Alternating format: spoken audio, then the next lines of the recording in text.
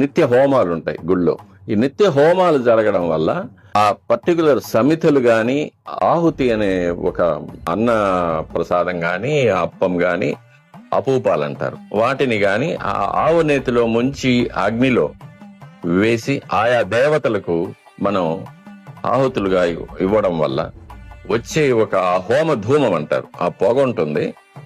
ఆ పొగకు అందులో ఉన్న హైడ్రోకార్బన్ మాలిక్యూల్స్ కి అట్మాస్ఫియర్ లోని వాటర్ మాలిక్యూల్స్ ను బైండ్ చేసి వర్షమేఘాలుగా చెయ్యగల శక్తి ఉంటుంది. కాబట్టి ఆ హోమాలు జరిగే దేశంలో గాని, ఆ రాష్ట్రంలో గాని, ఆ దేవాలయం చుట్టూ గాని ఎప్పుడు వర్షం పడడానికి సరైన ఆస్కారం ఉంటుంది. అందుకే నిత్య హోమాలు పెట్టారు. ఏదంటే ఆ కొయ్యలు వేసేసేయడము, ఏ నెయ్యి అంటే ఆ నెయ్యి పోసి చెయ్యడం కాకుండా దానికి కరెక్ట్ గా ఈవెన్ ఆ సమితుల యొక్క